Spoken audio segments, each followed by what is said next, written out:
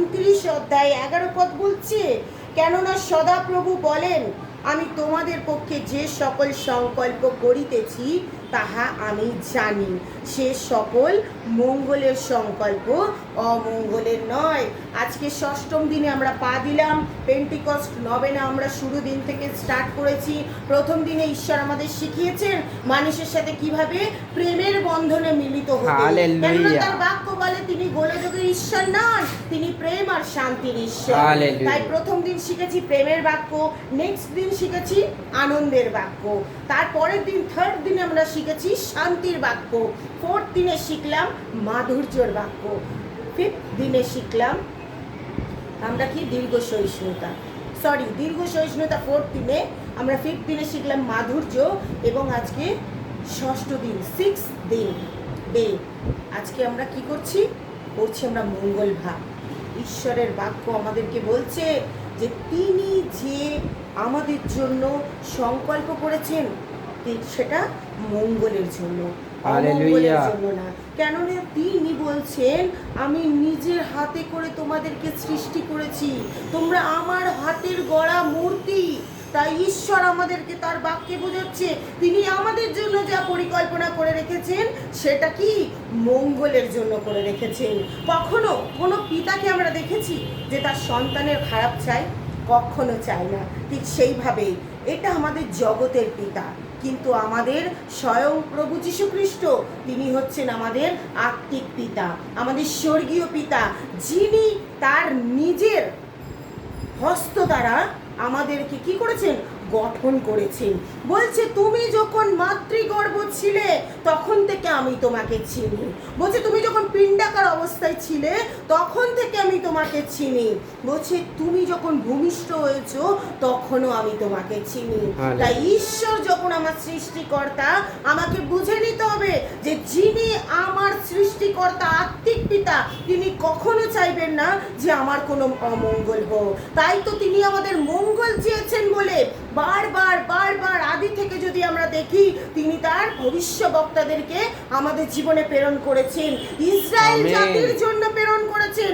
সেই ইসরায়েল জাতি কি শুধু ইসরায়েলে আছে না, তিনি আমাদের মতন মানুষের জন্য তাদেরকে প্রেরণ করেছেন যেন আমরা ভালোর পথে মঙ্গলের পথে এগিয়ে যেতে পারি। কেননা ঈশ্বরের বাক্য বলছে যে আমরা ভয় করি কিন্তু পাপ যেন না করি, যার বিনিময়ে তিনি আমাদেরকে বারবার কোনো না কোনো কারণবশত তার সন্তানদেরকে প্রেরণ করে কি করেছেন আমাদেরকে সঠিক পথ দেখানোর চেষ্টা করেছেন যাতে আমরা সেই পথে গেলে আমাদের মঙ্গল হয়।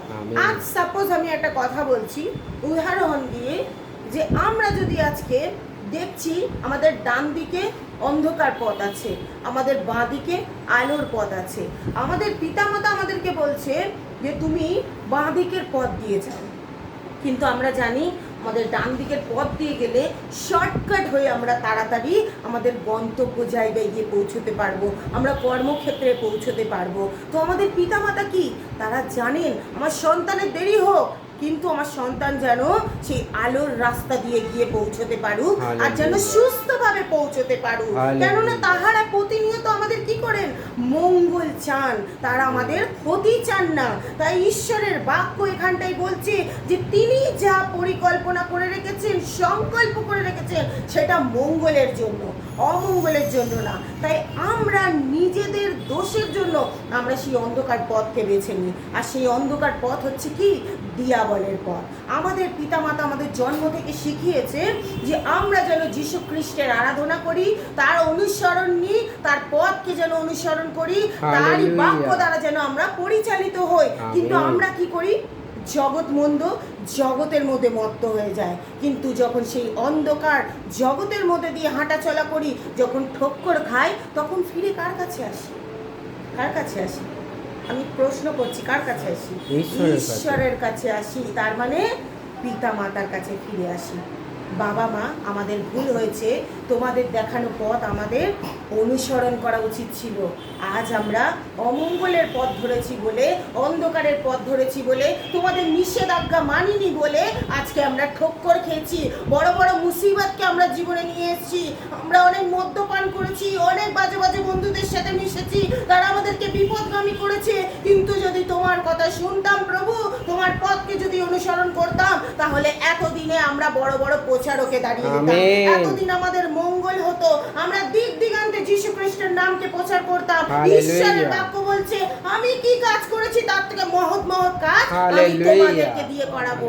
আর যদি আমরা ভালোর পথে চলতাম, মঙ্গলের পথ অনুসরণ করতাম, আমাদের পিতা মাতা, আমাদের আত্মিক পিতা স্বয়ং প্রভু যীশু খ্রিস্টের কথা শুনতাম, তাহলে কি হতো? এতদিনে আমরা প্রভুর রাজ্যের জন্য আরো ঊর্ধ্বে থেকে ঊর্ধ্বে ব্যবহৃত হতাম। আমেন। কিন্তু আমরা জগতের মানুষ, আমরা জগৎকে বেশি ভালোবাসি, কেননা জগৎকে শয়তান রং বেরঙে করে রেখেছে, আমাদের চোখকে রং বেরঙে করে রেখেছে। আমরা ফ্যাকাশে সাজকে পছন্দ করি না, কিন্তু আমরা মনে করি লিপস্টিক লাগিয়ে একটু নিত্য নতুন পোশাক পরে যদি কাউকে প্রলোভিত করা যায় তাহলে হয়তো আমার বেশি প্রাউড ফিল হবে। কিন্তু আমাদের প্রাউড ফিল আমাদের যিশুতে, আমাদের এই পশনে করা উচিত। হালেলুয়া। কেননা ঈশ্বরের বাক্য বলছে তিনি আমাদের জন্য যা কিছু পরিকল্পনা করেন তা মঙ্গলের জন্য করেন, আমেন। অমঙ্গলের জন্য না। বলছে তোমাদের শেষ ফল আশা সিদ্ধি দিবার সংকল্প। আজকে প্রভুর পথ ধরেছি, কাল কি বিশ্বাস প্রভু আসবেন, তার দ্বিতীয় আগমন হবে আর আমাদেরকে হাত ধরে তুলে নিয়ে যাবেন, আমরা মৃত্যু দেখব না। বলছে তিনি যা পরিকল্পনা করে রেখেছেন সেটা আশা সিদ্ধি, হোপ, আশা। আমাদের কোনো ব্যক্তির উপরে যদি আশা থাকতে পারে, কোনো কর্মের উপরে যদি আশা থাকতে পারে, আমাদের মান্থলি স্যালারির উপরে যদি আমাদের আশা থাকতে পারে যে ওই মান্থলি স্যালারি আসলে আমার সংসার